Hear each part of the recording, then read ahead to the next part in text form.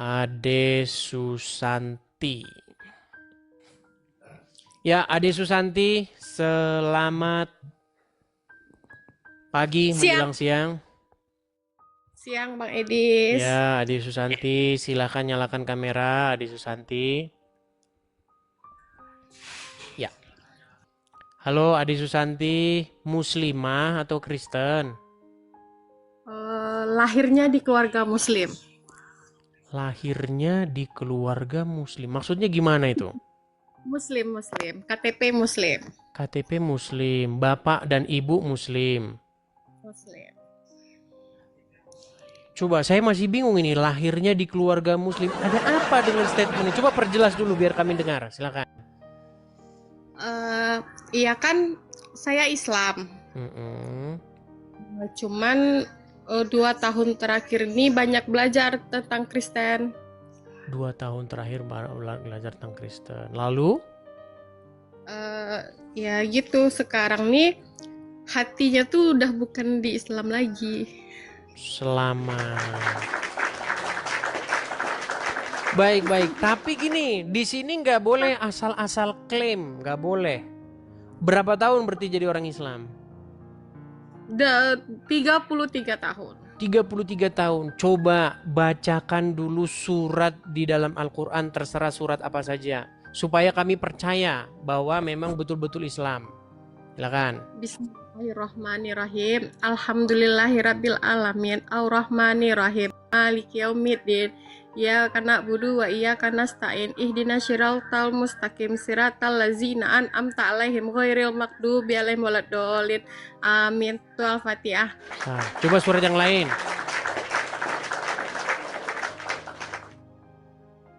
Qul a'udzu birabbin nas, malikin nas, ilahin nas, min syahril waswasil kannas, allazi yuwaswisu fi sudurin nas, minal jinnati wan nas. Sah, sah, Ada sah, sah, lagi. sah. Udah, udah cukup. Coba dong, Kak Ade berbagi cerita dong. Gimana jalan ceritanya kok bisa akhirnya meninggalkan agama Islam? Eh, Sebetulnya meninggalkan secara utuh belum, karena sekarang ini kan saya sering belajar Kristen, beberapa kali juga ikut ibadah ke gereja, Oke. diam-diam ini Bang Hadis, tanpa Diam-diam tapi kok di sepengetahuan sini saya. nanti pasti ketahuan. Berarti kalau sekarang nih ketahuan ya udah berani ambil resiko. Oke, siap, mantap gitu dong. Artinya gini, Harusnya Undang-Undang Dasar berbagi. 1945 itu menjamin hak dan kebebasan orang beragama dan berkeyakinan. Begitu, dijamin oleh Undang-Undang Dasar. Begitu.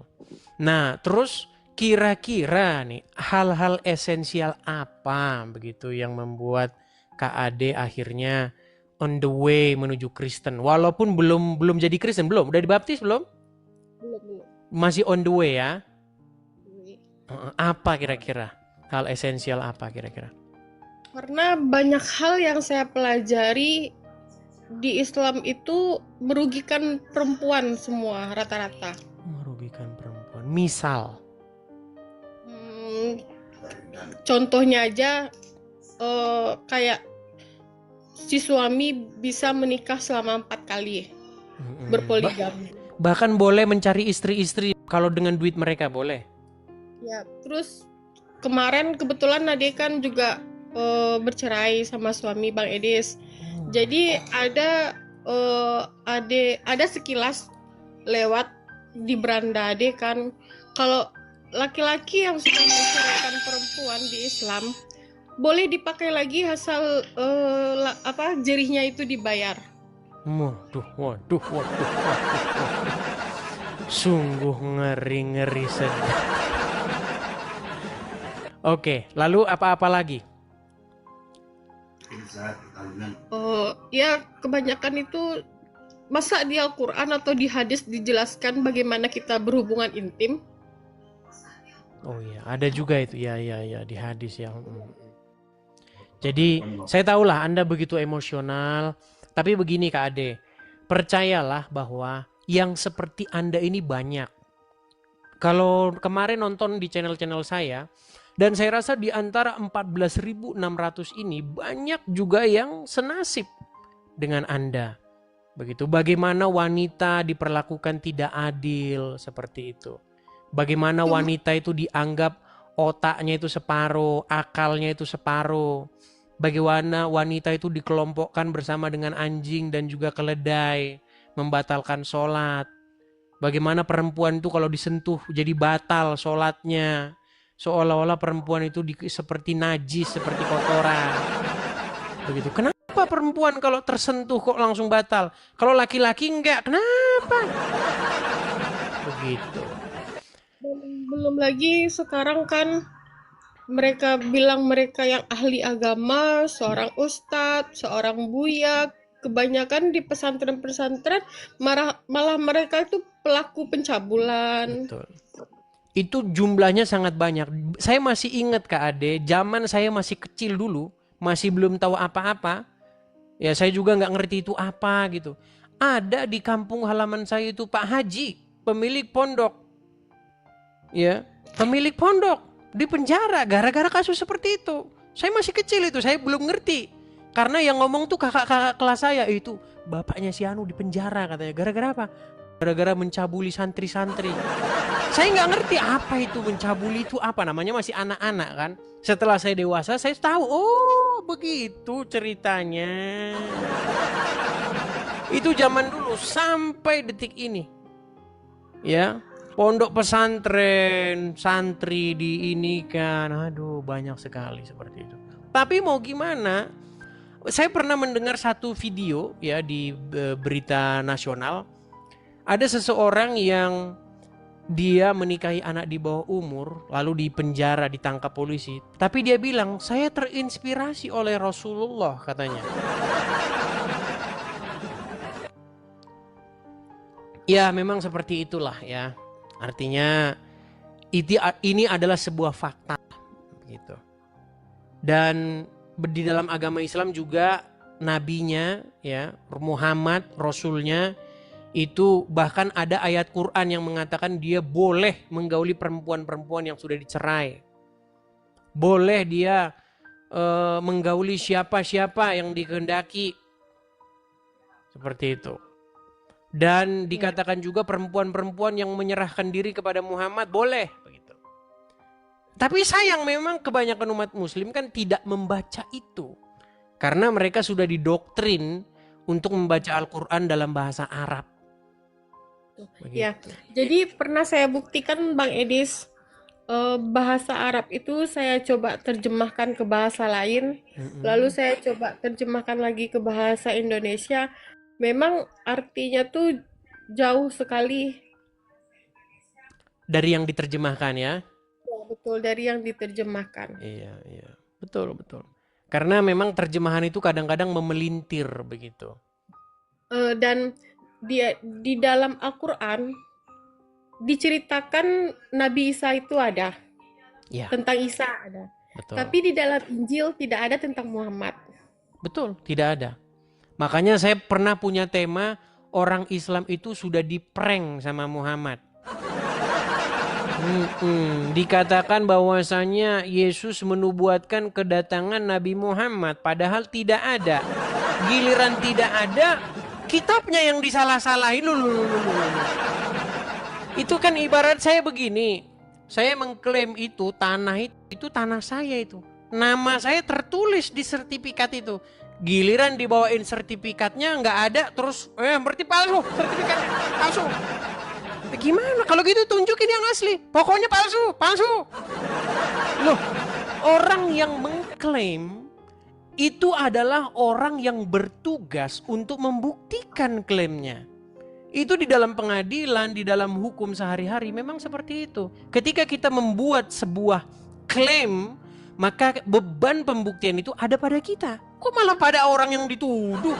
Contoh misalnya, saya bilang begini, Ade, Susanti, namamu sebenarnya Tono. Masa yang suruh membuktikan namamu Tono suruh Ade sendiri? Masa Ade sendiri yang suruh membuktikan? Harusnya saya kan? Saya yang membuat klaim. Iya. Betul. Saya yang membuat klaim yang harus membuktikan bahwa nama Ade Susanti itu Tono. Nah, begitu juga orang Islam ketika mereka membuat klaim bahwasanya Muhammad dinubuatkan dalam Injil dan Taurat, mereka harus membuktikan itu. Tapi mereka sampai sekarang belum ketemu di mana Muhammad dalam Taurat dan Injil. Seperti itu. Terus, cuman Bang Edis, saya kan berasal dari keluarga Minang. Minang. Ya, Minang. Kira-kira Untuk coba saya- ngomong bahasa Minang sedikit saja. Coba ngomong sama saya pakai bahasa Minang coba. Saya mengerti Bang Edis kalau ada yang ngecek bahasa Minang. Mengerti sedikit. Sakete. Sakete. Ya, coba. Cuman sekarang ini Bang Edis, kalau misalkan Ade memang memutuskan untuk terang-terangan pindah, pasti Ade akan diusir dari keluarga Bang Edis. Iya, inilah yang kemarin Kak Yuli itu bilang, memang kita serba salah ya teman-teman ya. Kalau ada Muslim di sini mengaku takut, tapi kalau nggak mengaku nanti kita tidak bisa berekspresi begitu. Makanya tapi begini Kak Ade, di dunia media sosial ini dunia yang rada-rada sedikit gimana gitu ya, kejam-kejam gimana begitu. Seperti kita ngobrol ini, itu sudah banyak nanti yang mengupload, ya kan, menjadikan kita ini sebagai bahan konten mereka dan mereka mendapatkan iklan begitu. Makanya sebenarnya ya mau gimana lagi, kalau udah siap berbicara ya tetap berani. Artinya begini, Kak Ade, saya percaya bahwa kalau Kak Ade nanti tinggal di tempat yang baru atau misalnya dapat suami orang Kristen begitu, saya percaya bahwa tidak mungkin orang teman-teman ya lingkungan baru apalagi di gereja itu mencampakkan Kak Ade. Saya percaya di komunitas baru pasti banyak yang support secara ya bisa juga finansial, bisa juga mensupport secara spiritual begitu, temenin, bisa cari kerjaan baru dan lain sebagainya. Percayalah pasti ada. Makanya gabung dengan komunitas-komunitas Kristen begitu. Di gereja kah, cari teman-teman baru. Tapi begitu juga, cari gereja yang sehat. Karena banyak juga gereja yang ada juga begitu, tapi tidak semua. Cari gereja-gereja yang benar-benar biblikal begitu. Pergi Ade ke gereja kan Bang Edis hari Minggu pagi. Padahal kan kita nyanyi lagu pujian-pujian, meskipun lagu pujiannya tuh tentang sukacita, tapi tetap ada nangis Bang Edis. Ya. Saya mengerti itu. Banyak yang mengalami yang seperti Kak Ade Susanti, banyak. Tidak sendiri, tenang saja begitu. Makanya gabung tuh ada satu forum khusus perempuan. Mereka bercerita tuh, saling share tentang bagaimana perjalanan mereka begitu, saling menguatkan. Makanya dibentuklah satu komunitas begitu. Ada Bang Edis, Ade sering masuk ke room-room tentang Kristen ini, sering belajar, sering banyak tanya juga Ade sama yang lain. Beberapa kali Ade ikut itu masuk ke room Bang Edis kan susah untuk naiknya. Karena yang bikin susah naik ini juga kadang-kadang ya banyak Kristen-Kristen yang ngeyel. Udah dibilang jangan naik, kasih kesempatan. Tapi mereka suka numpuk di pintu. Kalau udah ngantri 99 itu susah memang masuk setengah mati. Bisa ngantri 3 jam itu pun belum dapat. Gitu. Jadi awal-awal dulu waktu Ade masuk bergabung ke roomnya Bang Edis tuh, Ade mikir, kok selalu perbandingannya Kristen Islam, padahal kita ini punya 5 agama yang dipercayai di Indonesia kan. Tapi kenapa Islam Kristen selalu itu perbandingannya. Jadi barulah tadi pas Kak Rosdianti masuk tadi baru ada tahu ya, karena mungkin selama ini Islam selalu mengkait-kaitkan dirinya dengan Kristen. Kalau agama lain kan nggak pernah.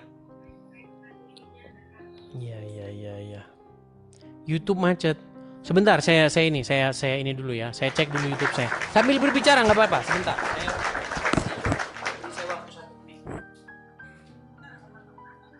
Ya.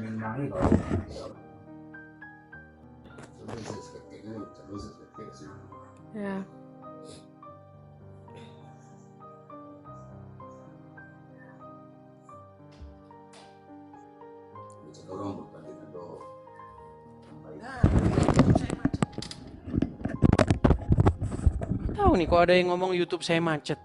Kayaknya YouTube saya nggak macet, berarti Anda salah nonton di ini. Karena banyak juga teman-teman, akun YouTube itu banyak juga yang palsu. Ya, kalau teman-teman nontonnya di YouTube saya, kayaknya nggak macet. Ya, sambil bicara Kak Ade, sambil saya cek dulu akun apa di YouTube saya. Ya, jadi itu Bang Edis. Pokoknya 2 tahun kalau dulu waktu awal-awal belajar kan hati ini masih setengah-setengah antara iya sama ndak gitu kan. Masih itu belum sepenuhnya yakin. Tapi kalau sekarang sepertinya udah nampak perbedaannya jauh sekali.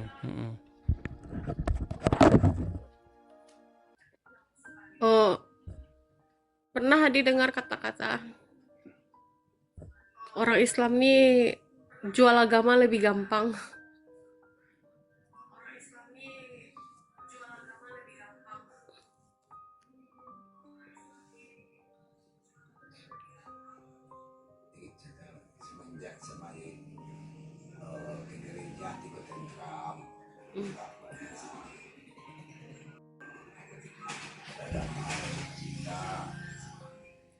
Nyanyi Minang Kak De nak pandai ada nyanyi doh.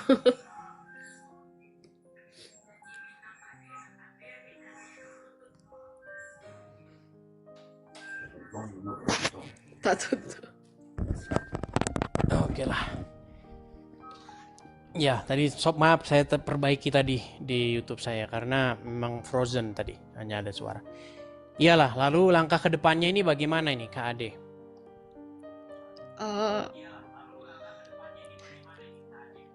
Yang pasti untuk sekarang Ade itu aja dulu Bang Edis, mantapkan iman Ade dulu. Oke. Baik, Belajar ya dulu mungkin seperti Bang Edis lah.